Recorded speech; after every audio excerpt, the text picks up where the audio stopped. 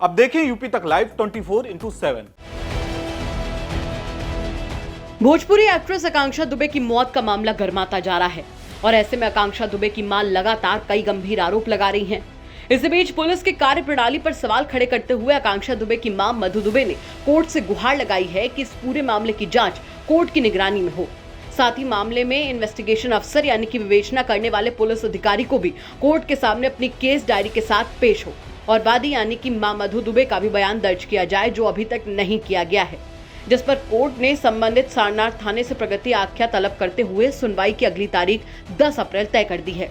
वहीं आकांक्षा दुबे की मां की तरफ से जो प्रार्थना पत्र दिया गया है, अगर उसके तीसरे बिंदु पर ध्यान दे तो ये एक ऐसा गंभीर आरोप बन जाता है जिसे सुनकर सभी के होश फाख्ता हो जाएं।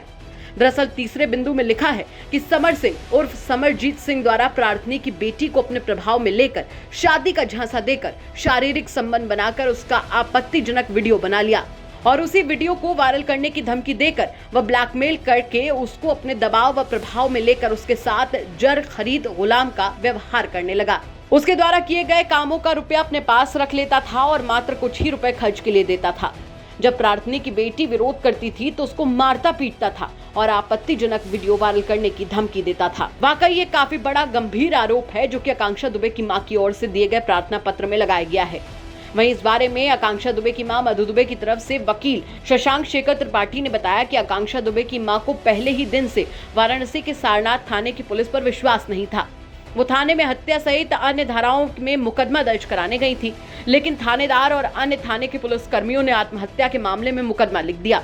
इसीलिए आकांक्षा दुबे और उनके द्वारा भी मामले की सीबीआई जांच की मांग की जा रही है। देखिए, आकांक्षा दुबे की माताजी को प्रथम दिन से ही जो सारनाथ थाने की पुलिस पर विश्वास नहीं था और वे हत्या और अन्य धाराओं में मुकदमा दर्ज कराने गई थी, परंतु थानेदार साहब ने जो है वहां पर थाने की पुलिस ने आत्महत्या के केस में मुकदमा लिखा। तो उसी क्रम को लेकर के सीबीआई जांच वगैरह की मांग हम लोगों द्वारा और आकांक्षा दुबे के माताजी द्वारा की जा रही है।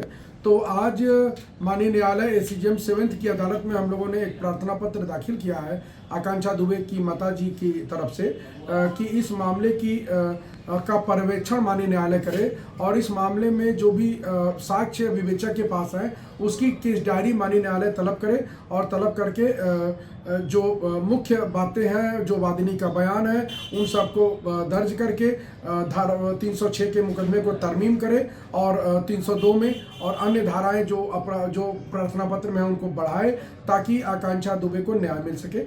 ऐसा एक प्रार्थना पत्र माननीय न्यायालय में दाखिल हुआ था। 10 अप्रैल डेट लगी है। माननीय न्यायालय ने आख्या रिपोर्ट तलब की है। तो आकांक्षा दुबे की माताजी का कहना है कि प्रशासन पे हमको भरोसा नहीं है। नहीं, प्रशासन नहीं, इस मामला को कोर्ट देखे। पुलिस प्रशासन पर भरोसा नहीं है और इस मामले को कोर्ट देखे और बुलडोजर बाबा से भी न्याय की गुहार लगा रही हैं कि बुलडोजर बाबा हमको न्याय दिलाएंगे। क्या लगता है सर, अभी तक गिरफ्तारी नहीं हुई है, क्या कारण लगता है? पुलिस बहुत लापरवाही कर रही थी, लेकिन जब से हम लोगों ने माननीय मुख्यमंत्री वगैरह को भेजा है लेटर और सबके संज्ञान में है, तब से लग रहा है पुलिस कुछ काम कर रही है और हम लोग जो साक्ष्य हैं उनके आधार पर उसको प्रोसीड करेंगे और दोषियों को सजा होगी, ऐसा विश्वास है। यकीनन समर सिंह की गिरफ्तारी के बाद से मामला और भी ज्यादा गर्माता जा रहा है। वहीं आकांक्षा दुबे की मां के आरोप भी काफी गंभीर हैं। अब ब्लैकमेलिंग के इल्जाम के बाद आगे इस केस में क्या होगा, ये देखने वाली बात होगी। वाराणसी से रोशन जायसवाल के साथ ब्यूरो रिपोर्ट, यूपी तक।